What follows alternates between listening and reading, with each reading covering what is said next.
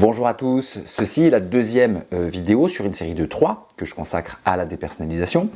Et la dernière fois, je vous ai présenté la dépersonnalisation des réalisations. Donc commencez peut-être par cette vidéo avant de revenir à celle-ci si vous ne l'avez pas encore vue. Et aujourd'hui, on va se concentrer sur la dépersonnalisation quand elle est devenue un problème, c'est-à-dire quand elle a un impact sur votre qualité de vie, sur vos activités, sur votre fonctionnement au quotidien.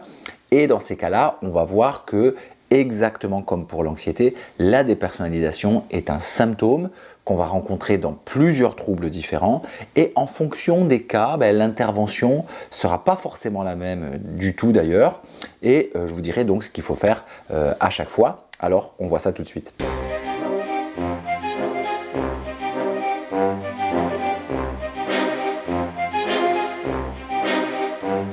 Alors dans quel cas on peut rencontrer la dépersonnalisation? Je vais commencer par ce que je vais regrouper sous le terme un petit peu large des causes médicales. Et je vais regrouper là-dedans, premièrement, les grandes maladies psychiatriques, à commencer par la schizophrénie bien sûr. Deuxièmement, la consommation de substances, que ce soit l'alcool, ou bien sûr le cannabis qui cause très souvent de la dépersonnalisation. Et troisièmement, ça peut être une autre affection, ça peut être dû à une autre affection, par exemple les maladies neurologiques comme l'épilepsie peuvent causer de la dépersonnalisation. Alors je ne vais pas m'étendre sur ces sujets et je vais juste dire un mot parce que cette chaîne parle beaucoup d'anxiété et donc je suppose que vous êtes très nombreux à souffrir d'anxiété et je sais très bien que le simple fait d'avoir prononcé le mot schizophrénie il y a quelques secondes a commencé probablement à faire paniquer un bon nombre d'entre vous. Alors s'il vous plaît, écoutez bien ça. On n'est pas schizophrène parce qu'on souffre de dépersonnalisation. J'ai juste mentionné que c'était un symptôme possible dans la schizophrénie. Mais je peux vous garantir que c'est vraiment pas le symptôme le plus grave dans cette maladie. Et ce qui est plutôt inquiétant dans la schizophrénie, ce sont surtout les hallucinations, les propos délirants et les troubles du comportement qui peuvent être extrêmement graves. Donc, croire que vous pourriez souffrir de cette maladie mentale sur le simple fait que la dépersonnalisation est un problème dans votre vie, ça prouve deux choses. Premièrement, que vous ne connaissez probablement pas cette maladie, la schizophrénie, et que vous n'avez jamais discuté avec une personne qui en souffre. Et deuxièmement, ça prouve que vous êtes anxieux. Alors j'en dis pas plus là-dessus et je vous renvoie à des vidéos que j'ai déjà faites sur ce thème, car ce sont plutôt les autres causes qui nous intéressent ici. Alors, avant qu'on parle des causes psychologiques qui sont associées à la dépersonnalisation, pensez à vous abonner à la chaîne et à appuyer sur la petite cloche pour être tenu au courant à chaque fois que je publie une nouvelle vidéo. Et si vous mettez un petit pouce pour aimer cette vidéo, c'est formidable. Merci beaucoup parce que ça aide énormément au référencement de la chaîne. Alors j'en viens maintenant à la première cause psychologique qu'on peut facilement identifier de dépersonnalisation, ce sont les traumas.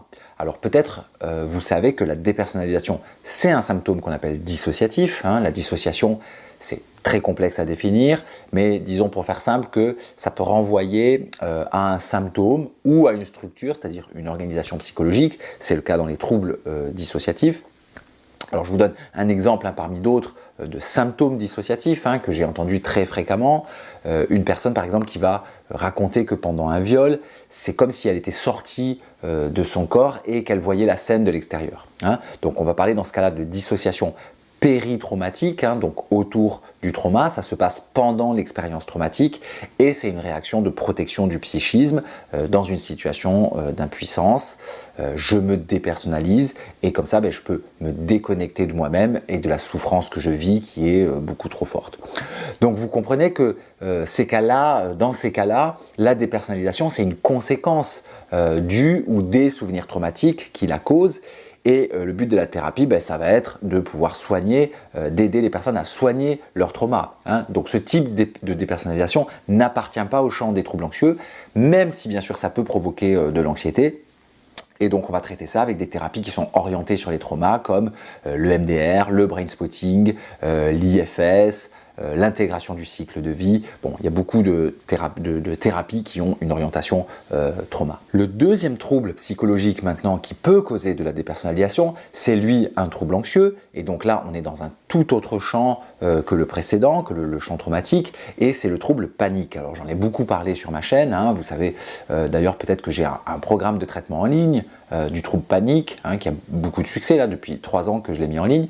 Alors je vais vous insérer le lien donc vers la mini-série, je pense ici ou ici, qui vous donnera peut-être envie de souscrire au programme. Donc il y a énormément d'informations dans cette série, et comme c'est offert, ne vous en privez pas. Et donc le trouble panique, c'est un trouble anxieux qui est caractérisé par des attaques de panique fréquentes et absolument redouté par la personne, au point que ça peut se compliquer avec de l'agoraphobie, c'est-à-dire la peur de faire une attaque de panique dans un endroit éloigné ou dont il pourrait être difficile de s'enfuir ou de partir. Et la chose essentielle que vous devez savoir, c'est que la dépersonnalisation, quand elle est associée au trouble panique, c'est simplement une conséquence de l'hyperventilation. Alors, cette hyperventilation, elle peut être parfaitement visible, hein, on a tous vu des gens en panique se mettre à respirer comme ça. Bon, voilà, excusez le jeu d'acteur. Mais il faut dire aussi que chez beaucoup d'autres paniqueurs, ça va être beaucoup plus discret, ça va être une augmentation du rythme respiratoire pendant les attaques de panique, ou même en dehors d'ailleurs, et qui va conduire quand même si c'est plus discret, à une hyperventilation. Et donc, il n'y a vraiment aucun mystère autour de ça. Vous êtes dépersonnalisé simplement parce que vous hyperventilez. Et donc, la dépersonnalisation, c'est simplement une conséquence de l'augmentation du rythme respiratoire, exactement comme d'autres symptômes hein, que vous pouvez avoir pendant une attaque de panique. Par exemple, la sensation d'avoir la tête vide ou la sensation de vertige qui peut être extrêmement gênante et qui est très très fréquente. Alors, qu'est-ce qu'on peut faire? Le trouble panique et la dépersonnalisation qui l'accompagne assez souvent se traitent extrêmement bien avec des techniques issues de la thérapie cognitivo-comportementale. Et d'ailleurs, beaucoup de ces techniques, je les utilise dans mon programme. Pas toutes, hein, mais il y a d'autres choses dans mon programme, mais il y en a un certain nombre. Voilà ce que je voulais vous dire aujourd'hui. Ne manquez pas la prochaine vidéo parce que ça sera probablement la plus importante de cette petite série et c'est celle qui risque de concerner la plus grande partie d'entre vous, d'après ce que je peux lire dans les commentaires, parce que je sais qu'il y a beaucoup de gens qui googlent le terme dépersonnalisation parce que ces personnes sont coincées avec ce symptôme et parfois sont coincées avec ce symptôme depuis très longtemps et même en étant en thérapie, et je vous expliquerai pourquoi ce phénomène peut se passer, parce qu'on va voir que les techniques qui sont efficaces dans le trouble panique ou qui sont efficaces quand la dépersonnalisation est d'origine traumatique dans le traitement des traumas, eh bien, ces techniques ne sont pas efficaces du tout pour cet autre type de dépersonnalisation, et donc c'est important qu'on en parle. Alors, je vous retrouve la prochaine fois. À bientôt.